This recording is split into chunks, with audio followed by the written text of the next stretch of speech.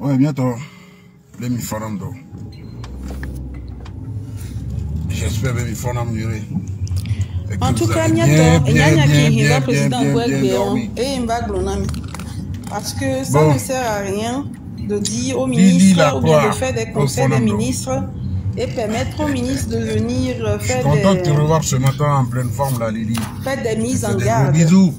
De cette façon-là. Bon, bonjour la famille. Ce qui se passe ne mérite pas ces mises en garde. Bonjour mes chers compatriotes, j'espère que vous allez bien. Qu'on éradique. J'espère que vous avez passé une très bonne semaine. Déjà, il y a d'autres qui seront déjà en week-end. De la plus belle des façons. Et d'autres qui sont déjà en vacances et tout. Passez un bon week-end et de bonnes vacances.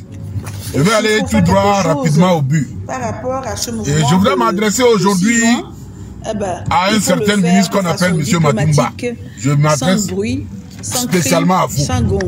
Et puis, Monsieur le ministre, l'ancien ambassadeur, M. Madumba, vous concentrez sur le travail à faire pour nourrir le peuple qui réside du colonel Madumba qui a été assassiné, égorgé dans un bureau il y a de cela quelques années à Lomé.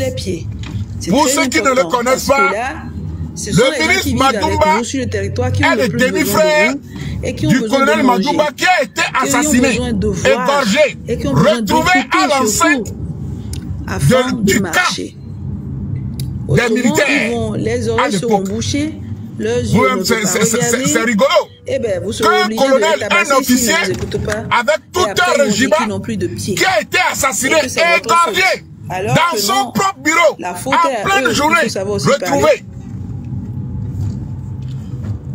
C'est comme on me dit, on retrouve un gendarme mort, égorgé, à l'enceinte de la gendarmerie, dans son propre bureau, en pleine journée.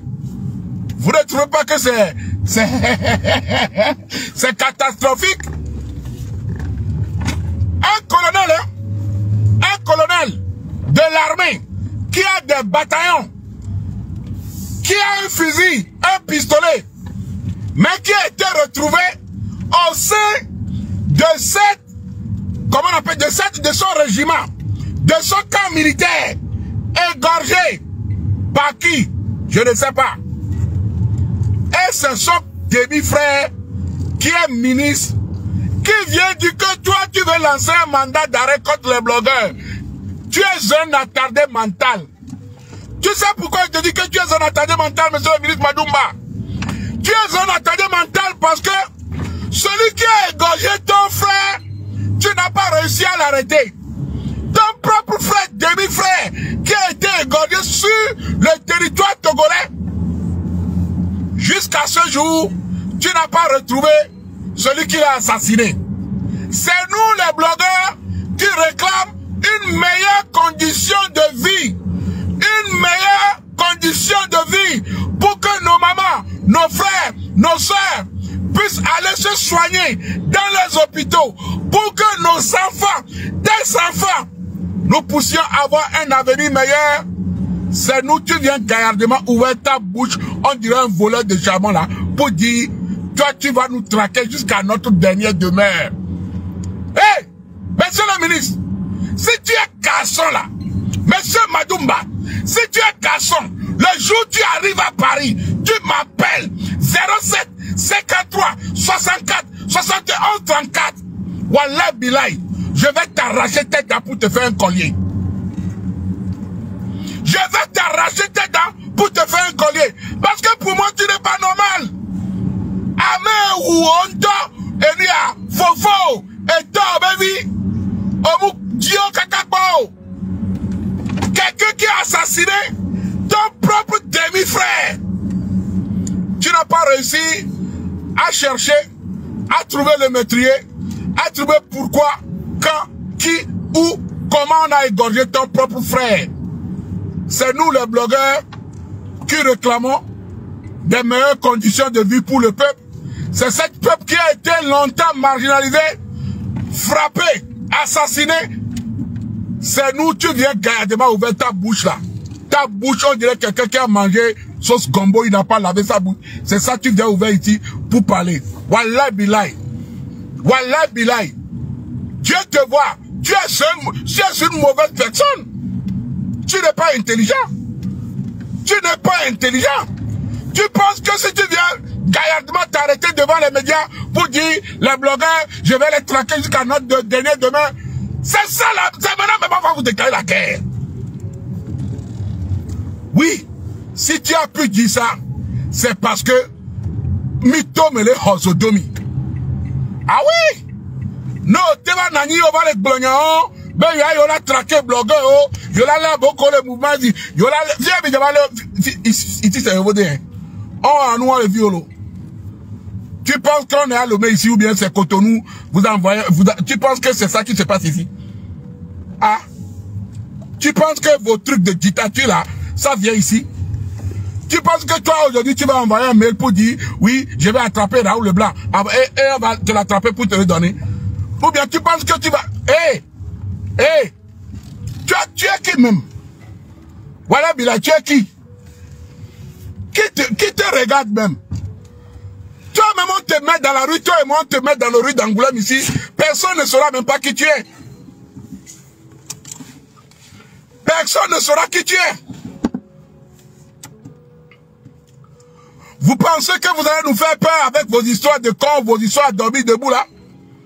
Tu penses que si tu viens t'arrêter pour faire des trucs, que oui, les blogueurs, tu vas traquer qui? Toi tu peux me traquer? Je te donne mon numéro, si tu es garçon là, viens à Paris, tu m'appelles, tu vas voir qui va traquer qui. Et Douyo la pou, à Fokpo dire de gogo, tu vas courir comme un lièvre, Adama.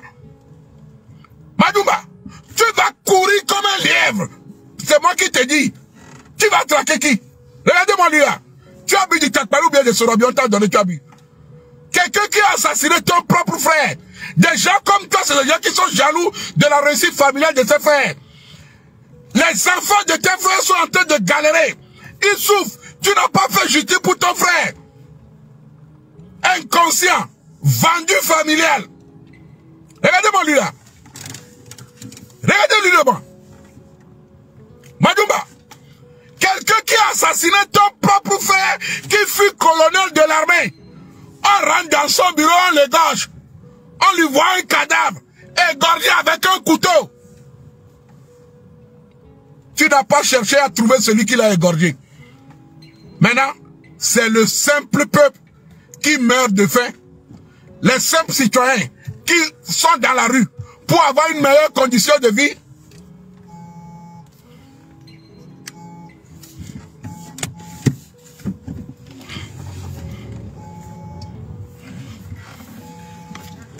Il relève.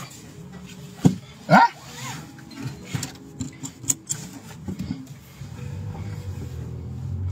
C'est le simple peuple qui galère, qui est dans la rue pour avoir de meilleures conditions de vie. C'est ce peuple que tu es un vieux illettré comme ça, tu viens t'asseoir pour dire, tu penses que nous on a peur de telles menaces.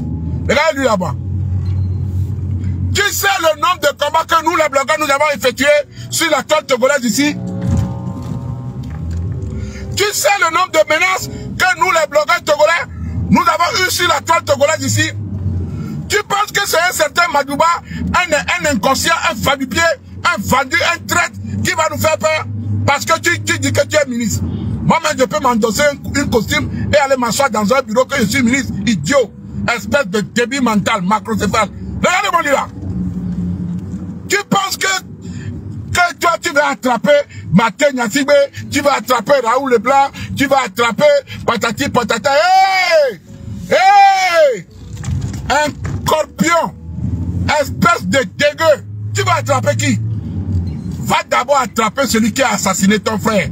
Si tu arrives à l'attraper là, moi tu peux m'attraper. Sinon, celui qui a égorgé ton frère, si tu n'as pas réussi à l'attraper, ce n'est pas avec Maté Nyassibé que tu vas faire quelque chose, hein? Couillon. Madumba. Monsieur Madumba.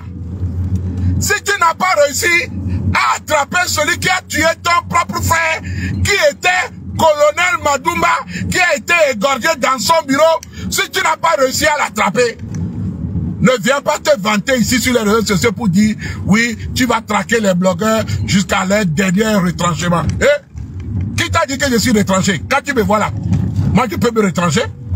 Les terroristes qui sont au nord du Togo, tu n'as pas réussi à les arrêter.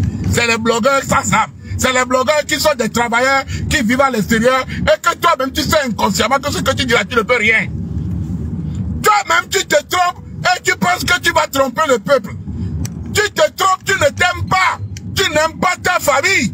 Tu es Madoumba. Ton grand frère Madoumba, tu l'as envié jusqu'à sa mort. Il est mort pour te honorer. On te donne un poste de milice. Tu viens gaillardement t'asseoir comme un éléphant perdu et tu viens parler de qui?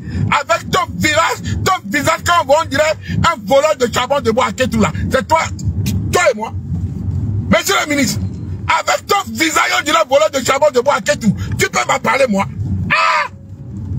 Regardez-moi des gens comme ça. Vous êtes là à piller le pays, à voler le bien public, à détourner des fonds.